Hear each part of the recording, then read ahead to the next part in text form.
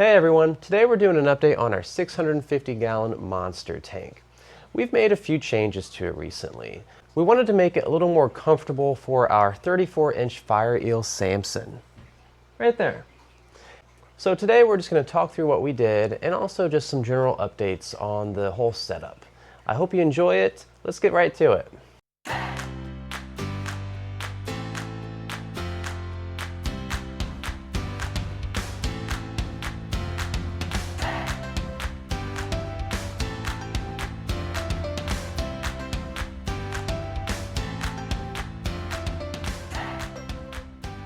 For anyone new to the channel, we'll start off by giving some background on this tank itself. This is our 650-gallon plywood aquarium that we use to house our monster fish. It has a glass viewing panel, and the tank itself measures 9 feet long by 4 feet wide by a bit under 3 feet tall. And the star of the tank is our 34-inch fire eel Sampson. We also have a few other cool fish in here though. We have a school of very large silver dollars. We have some bala sharks. Those are really cool fish. Oh, and there's Sampson right there in the background, swimming into one of his caves. So he'll come out in a bit. We'll get a much better shot of him. We also house two albino giant gourami, a male and a female. And these fish are quickly becoming the most massive fish we have here in the fish room. This guy right here is about 18, maybe 20 inches. So he has probably another 4 to 8 inches to grow before he maxes out. The female is a little bit smaller. So we have some really cool monster fish in here.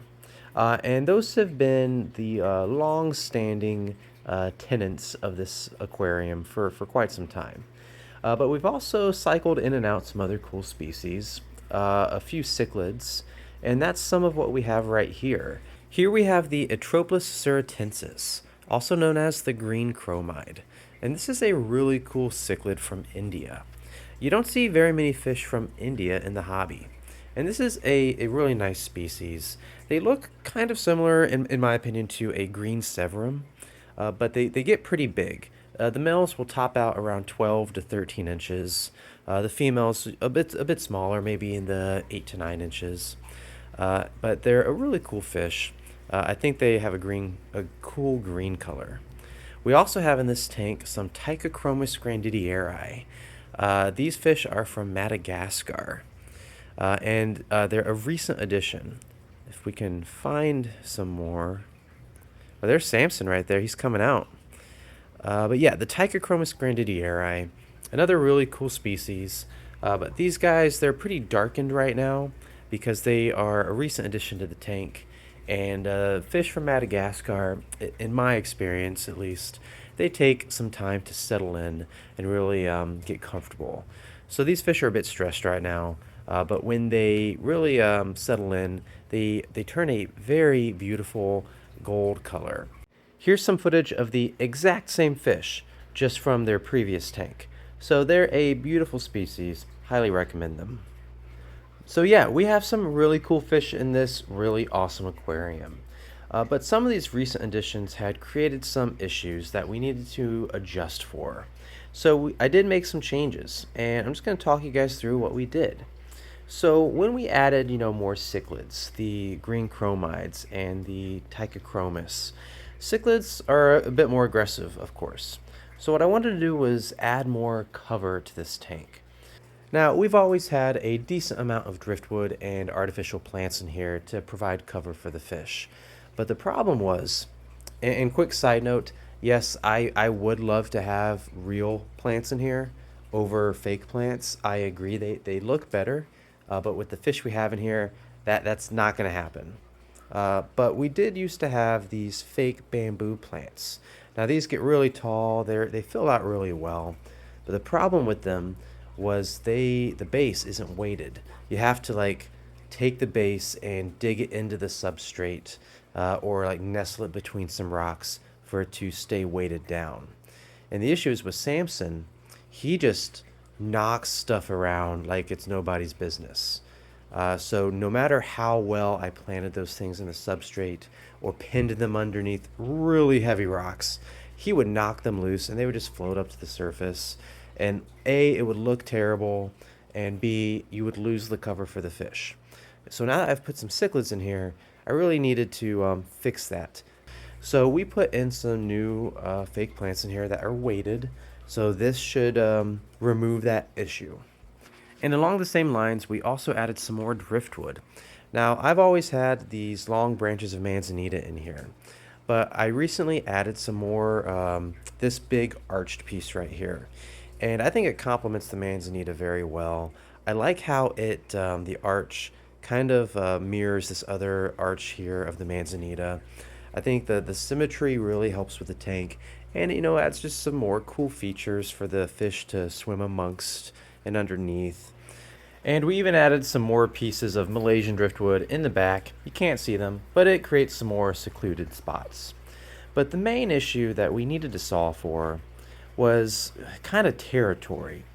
So we have this, I created this cave structure with these rocks in the back. There's an entrance here, and it actually extends to the right side there. And these rocks are actually stacked so that they kind of have this big open spot behind them. And Sampson loves it. He spends a lot of his time in there. But when the cichlids came, they kind of started elbowing into his space. So the cichlids actually take up residence in that cave a lot more than I expected them to. And they're not fighting with Sampson. The species, they completely ignore each other in the sense of that they're not directly attacking each other. But I can tell that Sampson no longer feels as comfortable in there because, I mean, it's effectively just really crowded. So I've noticed him swimming out and about a lot more. So I wanted to give him I wanted to make a new home for him. Give him an alternative option, one that the cichlids, I was trying to think of a way to make it so that the cichlids wouldn't want it, but Sampson would. So what I did was I created this extra little cave structure over here. So I just put some more of the same rocks, got some more rocks, and set them up in a way to where there's a big open space underneath them. And I made it so that hopefully it's too big of a space for the cichlids to feel secluded in, so that they won't actually want to be in there. But it's still small enough for Sampson to want. He is way bigger than them, so I was hoping that would work out. And I also arranged it so that it was kind of a diagonal entrance from the back to this other cave in the back there. So he can kind of swim back and forth between the two caves pretty easily. And I covered it with some more wood and plants. So the idea is for this to serve as an alternative home for my fire eel.